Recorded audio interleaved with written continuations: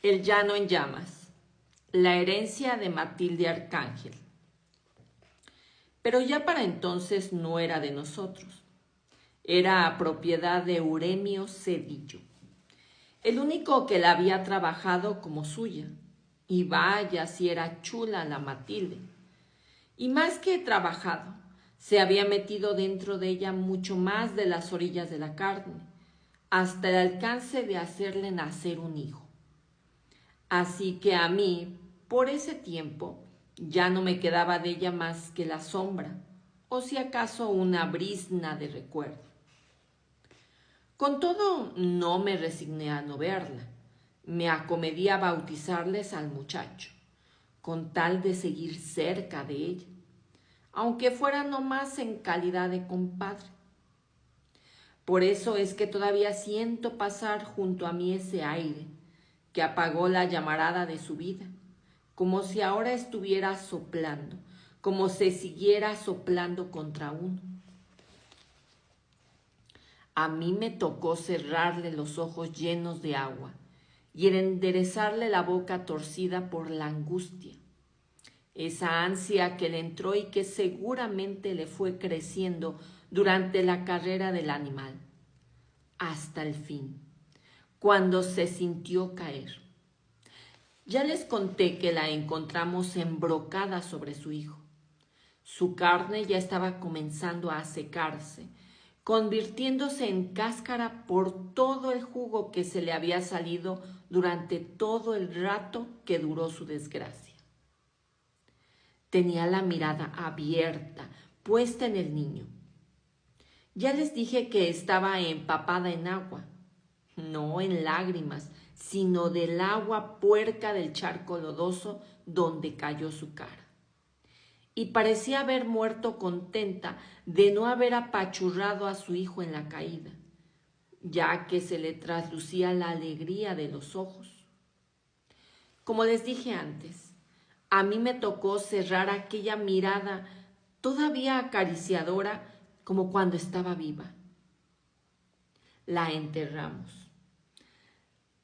Aquella boca, a la que tan difícil fue llegar, se fue llenando de tierra.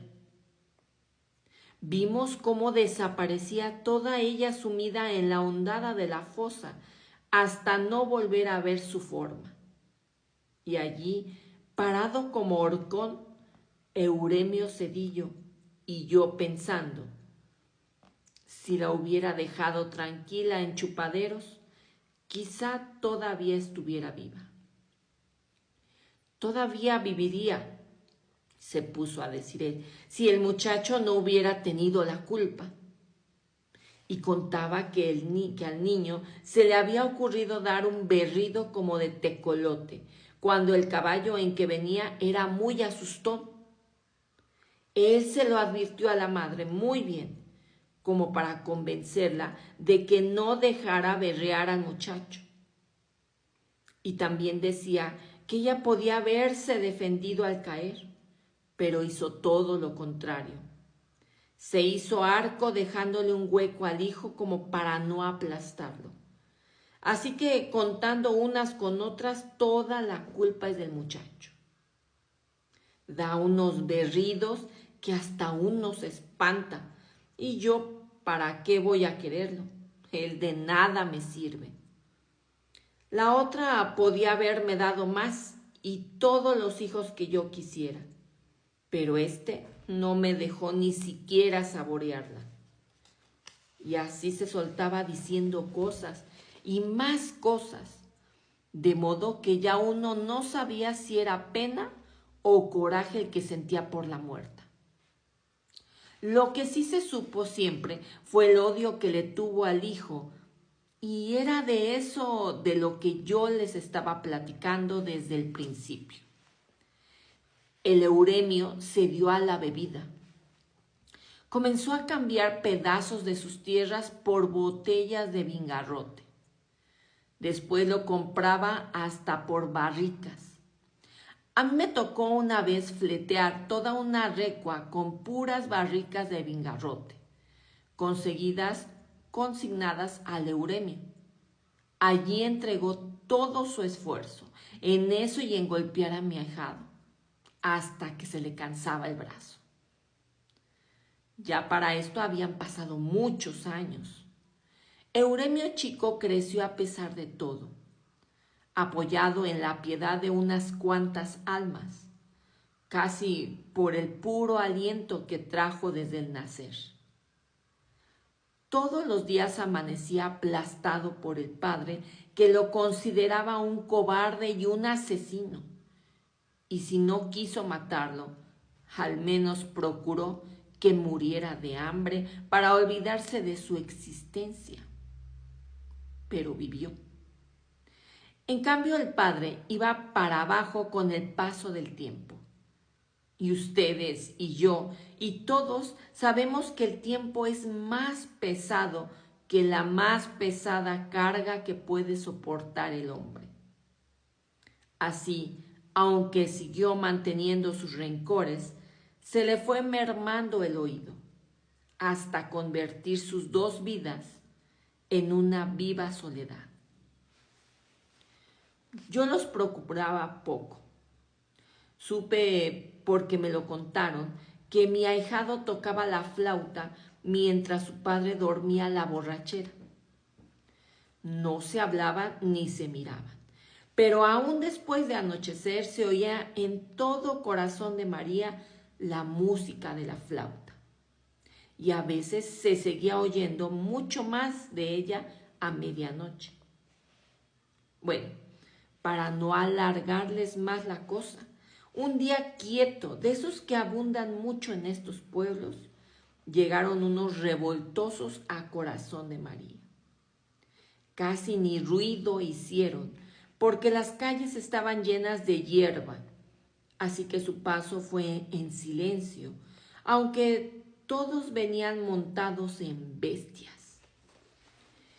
Dicen que aquello estaba tan calmado que ellos cruzaron tan sin armar alboroto que se oía el grito del somormujo y el canto de los grillos.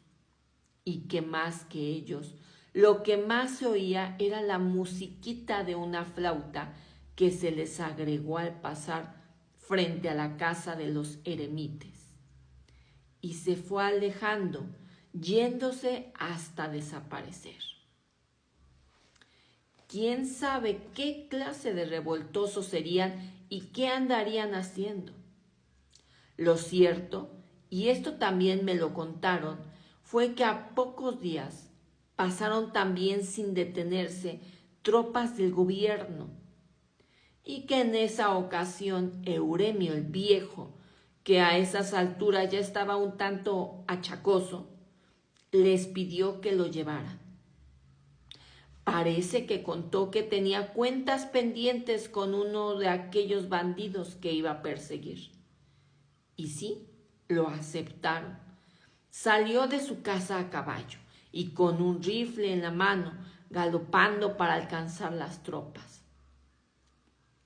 Era alto, como antes le decía, que más que un hombre parecía una banderola, por eso de que llevaba el greñero al aire, pues no se preocupó de buscar el sombrero.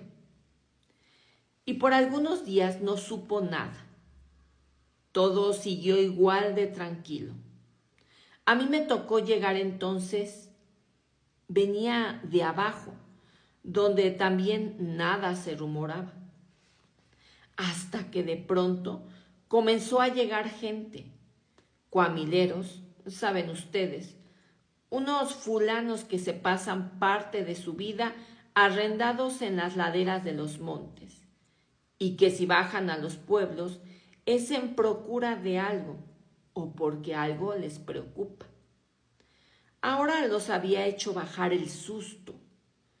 Llegaron diciendo que allá en los cerros se estaban peleando desde hacía varios días y que por ahí venían ya unos casi de arribada. Pasó la tarde sin ver pasar nadie. Llegó la noche. Algunos pensamos que tal vez hubiera agarrado otro camino. Esperamos detrás de las puertas cerradas. Dieron las 9 y las 10 en el reloj de